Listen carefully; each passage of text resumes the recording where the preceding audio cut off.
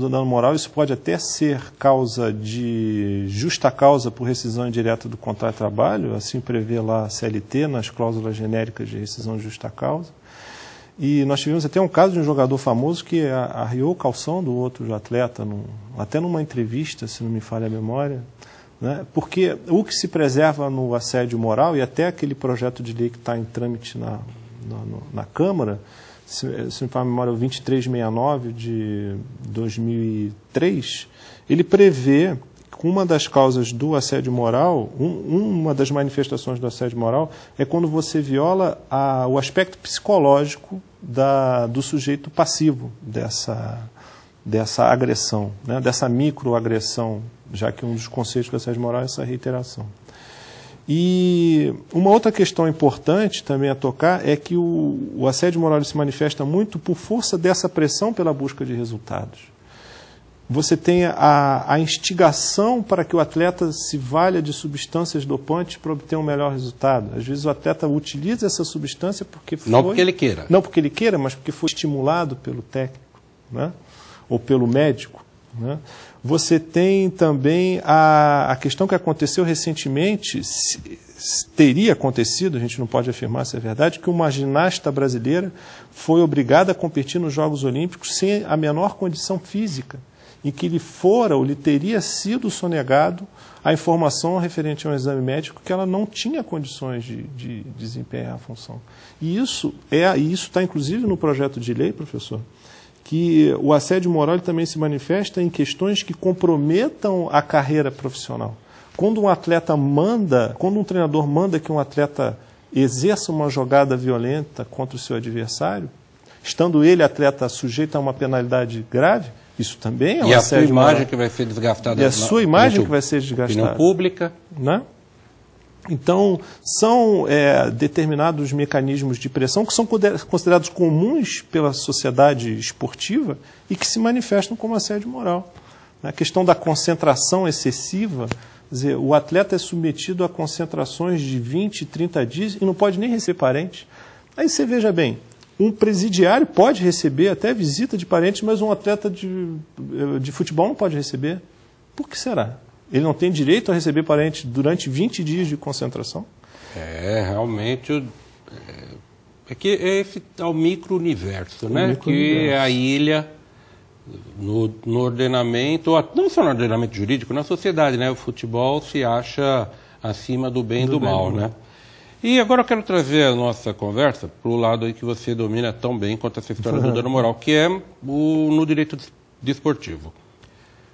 Nós fizemos a seguinte pergunta para os alunos aqui do Unifel, se eles acham que recursos eletrônicos devem ser utilizados para se julgar ou pós-partidas ou durante a partida, enfim, o uso do recurso eletrônico no desporto e, no caso, no futebol, se eles acham isso correto ou não. Então vamos assistir o que os alunos disseram, em seguida eu quero ouvir a tua opinião.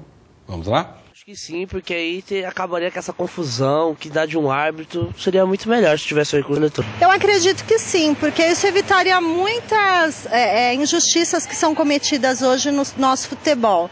Se não fosse assim, imagina como ia fazer aquele árbitro no último jogo do Brasil, lá onde o rapaz colocou a mão na bola. É importante, sim. Porque ajuda bastante os times, né? Tanto os árbitros, os times...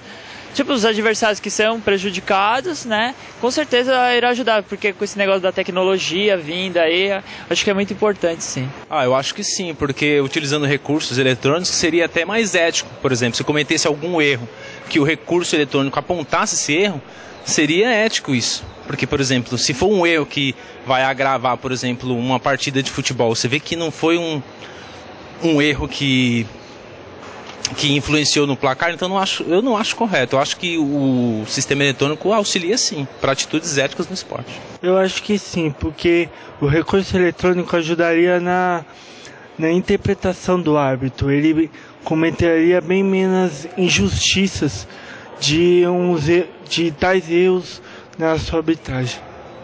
Eu acho realmente que é mais preciso o recurso eletrônico. Sim, acabaria muito com as dúvidas, né, do jogo em si, né? Ajudaria bastante os árbitros e o esporte em geral. E aí, poxa, que unanimidade, hein? E o que você acha? No futebol, dá para pegar monitor para analisar? Existe um princípio fundamental no esporte, que é o que vence o melhor. Se esse princípio, como é que se aplica esse princípio? Através da aplicação da justiça ao caso concreto. Até uma moça que apareceu aí na reportagem usou o termo, seria uma injustiça. Então, se o objetivo da arbitragem, e a federação está ali exatamente através do seu preposto, que é o árbitro, para mediar o confronto e permitir que aquele que seja o melhor vença, até pela marcação das faltas, né, da imposição do cartão amarelo, se existe um recurso que permita que a justiça seja feita e que garanta que o melhor vença, por que não fazer? Mas a gente vai ter que diminuir o tempo do futebol, né? Porque o árbitro vai voltar para analisar ali. Sei, porque você não acha, por exemplo, alguns lances eu até compreendo, como o impedimento que o recurso técnico não vai deixar margem a dúvida, e se a bola entrou ou não, mas um pênalti ou uma falta, o próprio árbitro, se ele voltar, um pênalti que ele deu, deixa eu olhar de novo para analisar melhor. Não estou analisando aqui, acho que não foi. E no domingo à noite, depois da partida, as televisões dizem, olha, ele tinha acertado da primeira vez, errou da segunda, e vai ficar aquele... Não acho que vai começar a deixar o futebol uma coisa muito... Mecânica.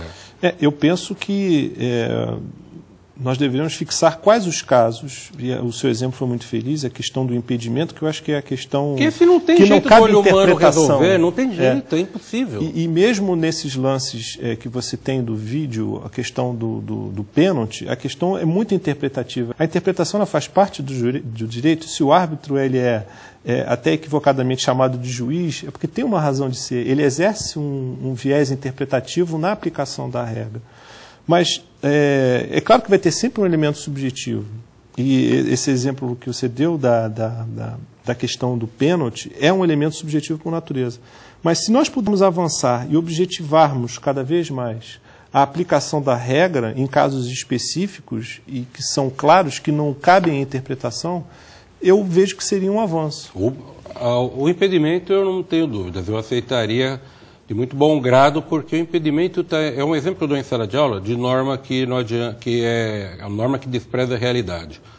As normas que regem o futebol dizem o seguinte, que o árbitro auxiliar também, erroneamente chamado de bandeirinha por todos nós, ele só deverá, numa situação que ele fique em dúvida se o atacante ou, enfim, o jogador que está no ataque, ele fica em dúvida se aquele jogador está ou não em impedimento, ele não deve levantar a bandeira para assinalar o impedimento e deixar a jogada seguir.